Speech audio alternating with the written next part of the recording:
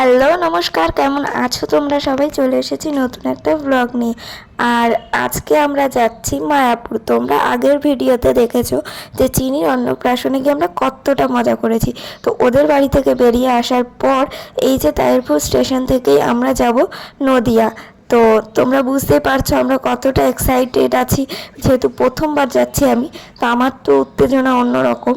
তো চিনির বাড়ি থেকে চলে এলাম, এসেই দেখতে পেলাম তারপর স্টেশনে কতগুলো হনুমান বসে আছে, বিস্কুট খাচ্ছে, কেউ এমনি বসে আছে, মানে একদম বডি বিল্ডারের মতো চেহারা, বসে বসে খাওয়া দাওয়া করছে। তো আমি শুনেছি হনুমান নাকি খুবই দুরন্ত হয়, যারা কিনা হচ্ছে ফোন কেড়ে নেয়, মানুষের চশমা কেড়ে নেয়, পাশে বসলে এসে মারে। কিন্তু আমি দেখলাম এরা অতটা কিছুই করছিল না, চুপচাপ বসে আছে। আর কেউ খাবার দিলে খাচ্ছে। আর কত বড় লেজ দেখেছো? আমরা এখানে বসে বসে এগুলো দেখছিলাম, আর আমি ছবি তুলে রিয়াকে পাঠিয়ে বলছি, এই দেখ তোর বরকে খুঁজে পেয়েছি। মানে আমি একটু এরকমই, পাগলামি আমার শিরায় শিরায়। যাই হোক, এখানে আমি বসে বসে হনুমান দেখছিলাম, সবাই দেখছিল। আর আমার শরীরটাও একটু খারাপ খারাপ লাগছিল বলে বসেছিলাম। আর ট্রেন আসবে, তারপর তো ট্রেনে উঠবো না, অন্য ট্রেনে তো উঠে যেতে পারি না। তার এখানে হনুমানটা বসেই ছিল। আমরা ভাবছিলাম যে ও কি ট্রেনের অপেক্ষা করছে, যে ট্রেনে উঠবে তারপর যাবে, এমন করেই দেখছে যে ট্রেন আসছে কি না, এমন ভাবসাব যেন ও ট্রেনে উঠবে। আর এই যে একটা ঠাকুমা মতো বসে আছে দেখেছো, সে দিদার সাথে কথা বলছিল যে আমাদের এখানে খুব অনুমান হয়, আমি এই পরের স্টেশনেই থাকি, বাড়ির চাল ফুটো করে দেয়, কলা সবজি চুরি করে নিয়ে যায়। তো যাই হোক, তারপর ট্রেন আসার পর ট্রেনে উঠে পড়েছি। শরীরটা এতটাই খারাপ লাগছিল যে আর কিছু দেখাতে পারলাম না। তারপরে ভাবলাম না, এবার শেয়ার করতেই হবে। যাই হোক, নবদ্বীপ স্টেশনে নেমে একদম গটগট করে হাঁটছি। আমরা তো কিচ্ছু চিনি না সেরকমভাবে। মা অনেক বছর আগে এসেছে, দিদাও এসেছে, কিন্তু এখন সব কিছুই পরিবর্তন হয়েছে সময়ের সাথে সাথে। তো সেই কারণে একটু চেনাটা মুশকিল। তো এই ওভারব্রিজটা পার করে আমাদেরকে ওপাশটা যেতে হবে। তো চলন্ত সিঁড়ি যে হয় সেইটাই রয়েছে এখানে, কিন্তু চলছে না, দাঁড়িয়ে আছে। তো সবাই বলছে এটা নাকি এখনও চালু হয়নি। তো সেই কারণে আমাদেরকে এর মধ্যে দিয়ে হেঁটে হেঁটেই উপরে উঠতে হবে, কিছু করার নেই। তো এখন এর উপর গিয়ে তারপর আমরা কিভাবে কি যাচ্ছি সবটাই তোমাদের সাথে শেয়ার করব। আর আমার শরীর খারাপ কিন্তু এখনও কমেনি। কাল যে ভিডিওতে বললাম আমার প্রচণ্ড জ্বর সর্দি কাশি, তার সাথে আরও অনেক কিছু আছে। আমার গলার ভয়েস ক্যারক্যার করতে পারে বা অন্যরকম লাগতে পারে। এমনি আমার ক্যারক্যারেই গলা, খুব ভালো গলা তা তো নয়, তবে একটু কষ্ট করে শুনো, যেহেতু আমি একটু অসুস্থ আছি তার কারণে গলাটা এরকম। আর দেখতেই পেলে এখানে লেখা ছিল কৃষ্ণনগর সিটি জংশন, এরকম কিছু একটা লেখা ছিল। তারপর আমরা চলে এলাম যেখানে অনেকগুলো টোটো দাঁড়িয়েছিল, মানে টোটো স্ট্যান্ড। এখানে কিন্তু দাম দর করে উঠতে হবে, নাহলে তোমার থেকে 500 টাকাও চাইতে পারে, কেউ 300 টাকাও চাইতে পারে। তো আমরা আসার সময়ই মামার থেকে শুনে এসেছিলাম যেখানে এক একজনের মাথা পিছু 30 টাকা করে ভাড়া হয়। তো তোরা 25 টাকা করে বলবি, তাও কমানোর চেষ্টা করবি। কিন্তু কি করা যাবে, ওখানে বললো 250 টাকার নিচে যাওয়াই যাবে না, অনেকটা রাস্তা, রাত হয়েছে। তো আমরা ভাবলাম ঠিক আছে, 5জন আছি, 50 টাকা করে নেবে, কিচ্ছু করার নেই, এখন যেতেই হবে। তো সেই কারণে এলাম। আর অনেকটা রাস্তা, কম রাস্তা কিন্তু নয়, পুরো 250 টাকা যে নিয়েছে, অনেকটা দূর অব্দি এসেছে। আর যেহেতু অন্ধকার ছিল আমি আর সেখানে ভিডিও করিনি। আর প্রচণ্ড মানে হাওয়া দিচ্ছিল, আমি সব জড়সড় হয়ে মাথায় পট্টি ফট্টি লাগিয়ে বসেছিলাম ওখানে। আর তারপর চলে এলাম এখানে। আমরা ভেবেছি কি যে এত দূর যাচ্ছে, তার মানে মনে হয় পুরো মন্দিরের সামনে নামাবে। ও বাবা, তারপর এসে দেখছি না, এটা লঞ্চ ঘাটের কাছে নামিয়েছে। এবার আমাদেরকে লঞ্চ বা নৌকা করে পার হতে হবে যে গঙ্গাটা থাকে সেইখানে। আর আমি এটাও শুনেছি এই গঙ্গায় নাকি 3 কালারের জল দেখা যায়। তো আমরা তো সেটা দেখতে পাবো কি পাবো না জানি না এই রাতের অন্ধকারে। তো চলো যাওয়া যাক। আর এদিকে পাপাই হচ্ছে প্রচণ্ড ভয় পায় জল, মানে জলের থেকে 10 মাইল দূরে থাকা, সেখানে ওকে জলের মধ্যে দিয়ে পার হতে হবে, যেটা শুনে তো ও খুবই ভয় পাচ্ছিল। আর এখানে হচ্ছে তোমাকে টিকিট কাটতে হবে লঞ্চ ঘাট, মানে এই জায়গাটা পার হওয়ার জন্য মাত্র 3 টাকা করে টিকিট মাথা পিছু। আমরা যেহেতু এখানে ছিলাম 5জন, সেই কারণে আমাদের 15 টাকা টিকিট লেগেছে। আর তারপরে এই ব্রিজগুলো পার করে নৌকায় উঠতে হবে। আর আমিও ভাবছিলাম যে কত দিন এরকম নৌকা ঠৌকায় উঠিনি। আমার জলে খুব একটা ভয় লাগে না, কিন্তু আমি যেহেতু সাঁতার জানি না, পড়লে একবারে ডুবেই মরতে হবে। তো কিছু করার নেই। তো সাহস করে সবাই মিলে যাচ্ছি ব্যাগ বোচকা নিয়ে। আর পাপাই সব থেকে বেশি ভয় পাচ্ছিল জলে। যেরকম হয় না মানুষের কারোর কারোর উচ্চতায় ফুবিয়া থাকে, যে মানে ভয় পায়, সেরকমই ওর জলে। তো আমরা এখানে দাঁড়িয়েছিলাম, ও বুঝতেই পারেনি যে এই জিনিসটাও জলে ভেসে থাকে। তো ও এখানে নেমেছে। পরে মা যখন বলছে, ও তো মাঝে মধ্যে বেশ আমার হাত ধরছে, মায়ের হাত ধরছে, তারপরে আস্তে আস্তে ঠিক হবে, কারণ সবসময় তো যায় না। আর ভয় পেলে সেই ভয়ের জিনিসটা একটু একটু আস্তে আস্তে করলে আর কি ভয়টা কাটে, কিন্তু কিছু কিছু মানুষের প্রচণ্ড ভয় থাকে জলের। যাই হোক, ওই যে দেখছো নৌকাটা আসছে, এটা এখানে থামবে, ফাঁকা হবে, তারপরেই আমরা উঠবো। আর আমরা কিন্তু আগে থেকে কোনো হোটেল রুম বুক করে আসিনি, আমরা আসার পথে যে পিয়া দিদের বাড়ি দাদা এসেছিল, তো সেইখানে থেকেই দাদা বলছিল ওরা কিছুদিন আগে ঘুরে গেছে, একটা হোটেলের যে কার্ড হয় পরে যদি আসে ফোন নাম্বার লেখা টেখা, সেই কার্ড আমাদের দিয়েছিল যে এই হোটেলটায় থাকতে পারো, টাকা খুব বেশি না, বেশ পরিষ্কার, নতুন খুলেছে। তো সেই কারণে আমরা ভাবলাম ঠিক আছে, খুঁজে দেখবো, যদি আমাদের মন মতো হয় ওটাতে থাকবো, আর না হলে অন্য হোটেলে যাব। তো আমরা সেই হিসাব করেই বেরিয়েছি। আর এই দেখো নৌকা করে আমরা কিন্তু পার হয়ে ওপারে যাব এবার। এই যে ওই পাড়টা দেখছো, ঠিক ওইখানটাতেই যাব, মানে দূরত্ব খুব বেশি নয়, সেই কারণেই আর কি 3 টাকা করে টিকিট। এই যে নৌকা পার করে আমরা চলে এলাম, এই যে বাঁশের পোলটা পার করতে হবে। পাপায়ের মুখটা দেখছো, মানে ও খুবই ভয় পেয়ে গেছিলো। আর তারপরে এই যে পার হয়ে এলাম, এবার তো ওর মনে খুবই শান্তি লাগছে যে বাবা পার করে এলাম। তারপরে একটুখানি হাঁটলেই এই যে উপরে গেটটা দেখলে, এখান দিয়ে ঢুকলেই এই যে আমরা পৌঁছে গেছি মায়াপুর। আর এখান থেকে কিছুটা দূর গেলে টোটো করে সেখানেই হচ্ছে ইসকন মন্দির। আর এখানে জায়গায় জায়গায় ছোটোখাটো মন্দির, সুন্দর সুন্দর হোটেল, রিসর্ট, অনেক কিছু আছে। তো আমরা সবার আগে হোটেল খুঁজবো, তো সবার আগে আমরা চারিদিকে দৃশ্য দেখতে দেখতে যাচ্ছিলাম, কিন্তু রাতের বেলা তো আর ভালো করে দেখা যায় না। তো এখানে একটা সুন্দর হনুমান মন্দির দেখলাম, সামনে গিয়ে সবাই চা খেতে বসলো। আমি চা খাইনি, কারণ আমি চা সেরকম পছন্দ করি না, সবসময় খাই না, মাঝে সাঝে খাই কিন্তু সবসময় না। তো এখানে সবাই চা খাচ্ছিল, আমরা বসেছিলাম। তো এই চায়ের দোকানের সামনে একটা কাকু দাঁড়িয়েছিল, যে কিনা আমাদের বারবার কনভিন্স করার চেষ্টা করছিল যে চলুন চলুন, ভালো হোটেল আছে, এই আছে। তো মা গেছে দেখতে হোটেল, আর এখানে আমরা 3 জন বসে আছি, 2 জন গেছে হোটেল দেখতে। তো এবার দেখা যাক কি হয়, কারণ এটা মন্দিরের থেকে বেশ কিছুটা দূরে, টোটো ধরে যেতে হবে, টোটোতে 10 টাকা করে ভাড়া। তো যাই হোক, হোটেল পছন্দ হয় চলে এলাম। আসার পর দেখতে পেলাম যে এই হোটেলের কথাই দাদা বলেছে। মানে কি কোইন্সিডেন্স দেখেছো, কাকতালীয়ভাবে আমরা সেই হোটেলেই এসেছি, কিন্তু আমরা হোটেলের নাম দেখিনি, এটাই সেই হোটেল কিনা জানি না।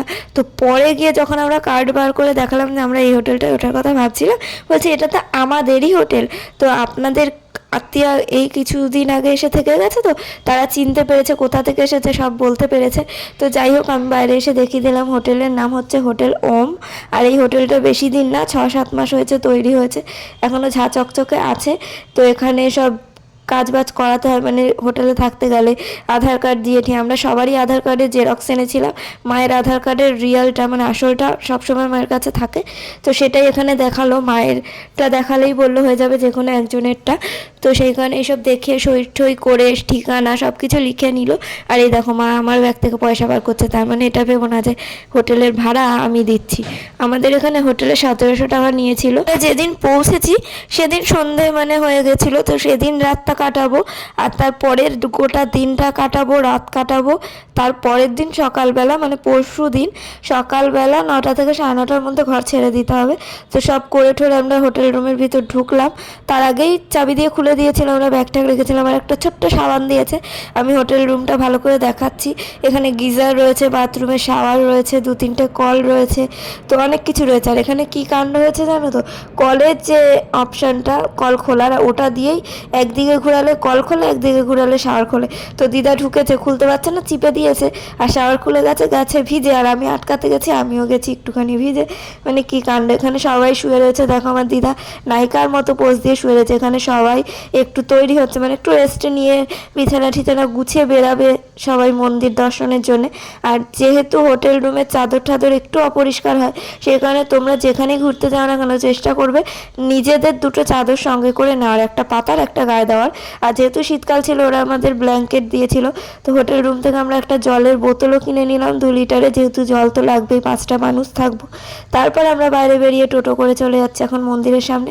আর এখানে খুব সুন্দর সুন্দর স্কার্ট, গোপী ড্রেস, নানান রকম শাড়ি, অনেক কিছু দোকান ছিল। তারপরে নানা রকম ঠাকুর দেবতা মূর্তি, কত যে দোকান দেখে শেষ করতে পারবে না।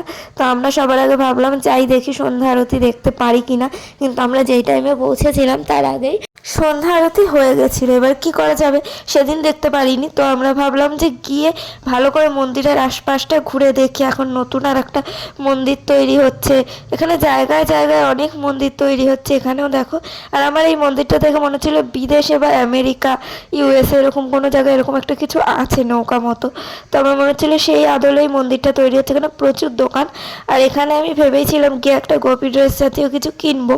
তো তবুও ভাবছিলাম কি আমার মাপের পাবো কি পাবো না। সেদিন আর কোনো কেনাকাটার মধ্যে আমরা যাইনি। আশপাশের দৃশ্য দেখতে দেখতে মন্দিরের সামনে আমাদেরকে নামিয়ে দেবে, আর আমরা মন্দিরের ভিতরটাই আর কি ঘুরে দেখবো যে কোথায় কি আছে। আর রাতের অন্ধকারে ভিডিও তো বুঝতেই পারছো কতটুকু ভালো হওয়ার কথা। তাও তো মোটামুটি ভালোই লোকজন দেখতে পাচ্ছ, সব কিছু পরিষ্কার দেখতে পাচ্ছ। আগের ফোনে তো অত ভালো করে উঠতো না, এই ফোনটায় তোমাদেরকে ভালো করে মায়াপুর নবদ্বীপ সব কিছু ঘুরিয়ে দেখাবো। আমার সাথে সাথে তোমরাও দেখবে আর অনুভব করবে। আর এইসব জায়গা হচ্ছে একটা শান্তির জায়গা। যার যত মন খারাপ, অশান্তি, রোগ ভোগ যাই থাকুক না কেন, এখানে এসে একবার যদি তুমি এখানকার পরিবেশ দেখার, মন্দিরে তুমি স্বয়ং শ্রীকৃষ্ণ রাধাকৃষ্ণর মূর্তি, তারপরে এখানে যে ভজন কীর্তন, তারপরে যে এই হয় না সন্ধ্যা আরতি, ভোরের আরতি, এগুলো যদি একবার দেখো তোমার মন প্রাণ ভরে যাবে। মন থেকে একটা মানে নতুন করে বেঁচে থাকার একটা অনুপ্রেরণা পাবে তুমি। তোমার যতই অশান্তি থাক, মনের ভিতরে যতই খারাপ লাগা দুঃখ থাক। তো আমরা অনেক কিছু ভাবতে ভাবতে বাইরের দৃশ্য দেখতে দেখতে যাচ্ছিলাম, আর পুরো দৃশ্যটাই তোমাদেরকে তুলে ধরলাম। আর আমরা নেমেছি এই জায়গাটাতে, বিষ্ণুপ্রিয়া কি একটা লেখা, তো এই জায়গাটাতেই। তো মা আমাকে দেখাচ্ছিল যে এখানে এসে মারা আগে থেকেছে, কারণ আমার বাবা যখন কোচিং করতো তখন এখানে আর কি পিকনিকে নিয়ে এসেছিলো সবাইকে, দিদা ঠিদা সবাই এসেছিলো। কিন্তু আমি বমি করতাম আর অসুস্থ থাকতাম বলে আমাকে কোনোদিনই কোথাও নিয়ে যায়নি। আর সেই আফসোসটা আমার সারা জীবন, যে আমি আমার বাবা মার সাথে জীবনেও কোথাও ঘুরতে যেতে পারলাম না ওই হসপিটাল ছাড়া। যাই হোক, কী করা যাবে। এই যে মন্দিরের সামনে নামিয়ে দিয়েছে, মন্দিরের গেটের সামনে থেকেই আমি যাচ্ছি। আমি জানতামও না ভিতরে ভিডিও অ্যালাউ কি অ্যালাউ না, কিছুই আমার জানা নেই, যেহেতু আমি প্রথমবার আসছি। তো মন্দিরের ভিতরে এই যে ঢুকলাম, এখানে তুমি বাইরে ভিডিও রিলস যাই করো না কেন কিছুই বলবে না, কিন্তু মেন যে মন্দিরের ভিতর যেখানে আর কি ভজন কীর্তন তারপরে আরতি হয়, সেখানে কিন্তু তোমাকে ফোন নিয়ে একদমই অ্যালাউ করবে না। ওখানে ফোন নিয়ে অ্যালাউ করাটা উচিতও না। তার কারণ কি, তুমি মন দিয়ে যেটা দেখবে নিজের চোখে, ফোনে সেটা তুলে হয়তো তুমি লোককে শেয়ার করলে, ছাড়লে যে তুমি এখানে এসেছো, ঠিকই দেখাতে পারতাম আমিও, কিন্তু কথাটা হলো নিজে ফোন দিয়ে তুলতে তুলতে একটা জিনিসকে অ্যাবজর্ব করা, নিজের চোখ দিয়ে দেখে একটা শান্তিভাবে কোনো কিছুর মানে ভাবনা নেই যে ফোনে উঠছে কি উঠছে না কি অত ভাবনা নেই, মন থেকে দেখা সেটা আলাদা। আর মন্দিরের ভিতরের বাইরের যে প্রাঙ্গণ, সেখানেও কিন্তু প্রচুর প্রচুর দোকান আছে, ঠাকুরের জিনিসপত্র, গোপী ড্রেস, নর্মাল হাঁড়ি কড়াই বাসন কোসন, মানে ঠাকুরের সব কিছু রয়েছে এখানে। প্রচুর সুন্দর সুন্দর জামা কাপড়, বাচ্চাদের গোপী ড্রেসগুলো খুবই কিউট লাগছিল। আর হরে কৃষ্ণ লেখা চাদর, নানান রকমের লোকের ভিড় দেখছো। এইসব জায়গায় ভিড় কখনো থামে না, মানে সব সময় বছরে মানে প্রতি সময় লোকজন আসতেই থাকে। আর মায়াপুর আসা খুবই অল্প খরচে আসা যায়, তো সেই কারণে মানুষজন আসতে পারে। মানে 1000 টাকা যদি তোমার পকেটে থাকে, তুমি দুজন চাইলে তিনজনও, মানে বেশি খাওয়া দাওয়া করলে না, হালকা পাতলা দিনের বেলা এলে রাতের মধ্যে ঘুরে বাড়িও ফেরত যেতে পারবে। মানে সকাল ভোর ভোর বেরালে মায়াপুর নবদ্বীপ সব ঘুরলে, সারাদিন হোটেলও নেওয়া লাগে না, ঘুরলে বাইরে একটু খাওয়া দাওয়া করলে চলে গেলে। তো এখানে আমরা অনেক কিছু দেখছিলাম, আর বোর্ড ফোর্ড যেখানে লেখা আছে সবই খুঁজে বার করবো আর তোমাদের সাথেও শেয়ার করব। এখানে প্রচুর প্রচুর দোকান রয়েছে দেখতে পাচ্ছ। তো আমরা এইসব দোকানগুলোতে গিয়েও ভিডিও করেছি।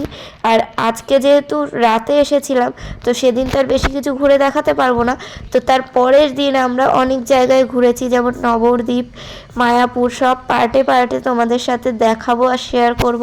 তোমাদের খুবই ভালো লাগবে। আর যারা এখানে এসেছো, তো তোমরা কখন এসেছো, মানে কত বছর আগে এসেছো, তখন কিরম ছিল, আমার ভিডিওটা দেখলে কমেন্ট করে জানিও। যেমন মা আর দিদা দুজনেই বলছিল যে এই জায়গাগুলো আগে অন্যরকম ছিল।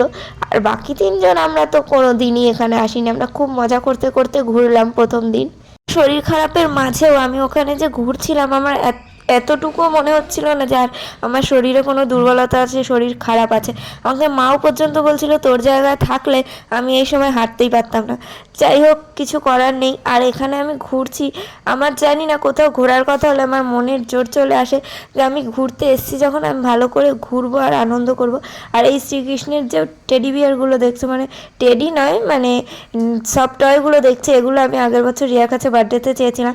অনলাইনে 300-400 টাকা দাম, এখানে 100, 150, 200 সাইজ অনুযায়ী এরকম দাম, দরদাম করলে আরও কম দাম। তো এখানে প্রচুর সুন্দর সুন্দর দোকানে সুন্দর সুন্দর ঠাকুর দেবতা দেখছিলাম। মনে হচ্ছিলো যাদের বাড়িতে মন্দির আছে বা সুন্দর ঠাকুর ঘর আছে, তারা কিন্তু এগুলো নিয়ে রাখলে ঘরের সৌন্দর্য অনেক গুণ বেড়ে যাবে। তো শোপিস টোপিসের থেকে এগুলো খুবই সুন্দর, দেখতেই পাচ্ছ। পাপাই তো অনেক কিছু কিনবে আমি বুঝতেই পারছিলাম। আর ও এখন যেহেতু একদমই নিরামিষ খাচ্ছে, তারপরে একদম ঠাকুরের দিকে মনোযোগী হয়েছে, গীতা পাঠ করে, সব কিছু করে, জিনিসটা খুবই ভালো।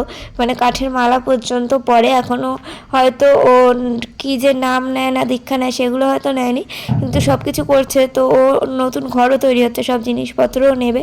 তো এই দোকানে দেখতে পেলে এই কাপড়ের ছোট ছোট পুতুলগুলো, ওগুলো অনলাইনেও বিক্রি হয়, প্রচুর দাম। তো এখানেও বেশ ভালোই দাম ছিল, 200-250, তো কম নয়। ওগুলো কী দিয়ে বানানো আমি জানি না, কিন্তু কাপড়ে লাগছিলো। তারপর আমরা একটু টয়লেটে গেলাম, টয়লেট থেকে বেরিয়ে মন্দিরের ভিতরে কিন্তু টয়লেট থাকার এখানে একজন বিদেশি গিটার বাজাচ্ছে, তোমরা শুনেই দেখো, তার এত সুন্দর করে বাজাচ্ছিল, আমরা বসে বসে শুনছিলাম আর মুগ্ধ হয়ে যাচ্ছিলাম।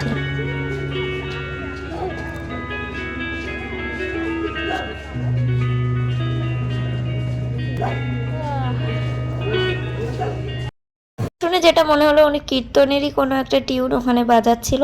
আর এখানে কিন্তু প্রচুর বিদেশি আছে, মানে যারা বাইরের দেশের লোক, কিন্তু কৃষ্ণ মতে দীক্ষা নিয়ে তারা এখানেই থাকে, সেবিকা হিসাবে কাজ করে, অনেক রকমের কাজ করে, তারা সারাক্ষণ জপ করছে।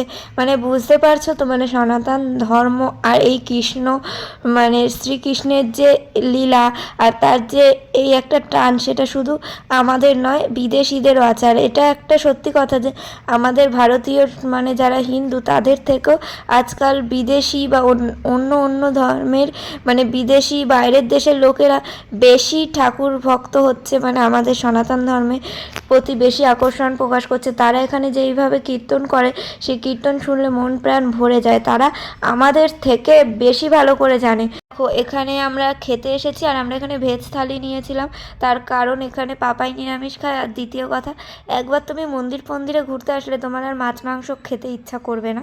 তো যাই হোক, এখানে আমরা ভেজ থালি নিলাম, 60 টাকা করে নিয়েছিল। এখানে আলু ভাজা দিয়েছিল, আলু পোস্ত দিয়েছিল, আর একটা সয়াবিন আলুর তরকারি দিয়েছিল। তো এতটা পরিমাণে ভাত দিয়েছিল যে আমরা খেতেই পাচ্ছিলাম না, যেহেতু চিনির অন্নপ্রাশন থেকে আমরা একদম ভালো মতো খেয়ে এসেছিলাম। আর এখানে দিদা কি করছিল তোমরা দেখো।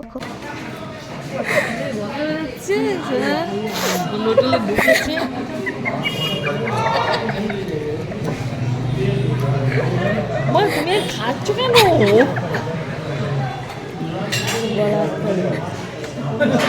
খা।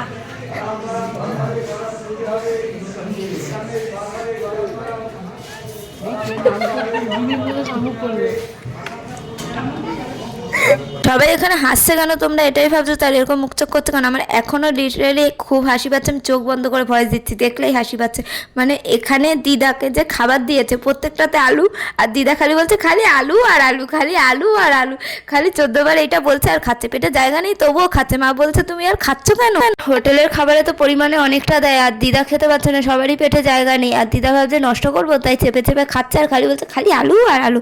তার জন্যই সবাই ওখানে এরকম হাসাহাসি করছে। দিদা জোরে জোরে বলছিল, তো তাই সবাই শুনে ওরকম মুখভঙ্গি করছিল। আর খুবই মজা লেগেছে প্রথম দিন ওইটুকু টাইম ঘুরেই।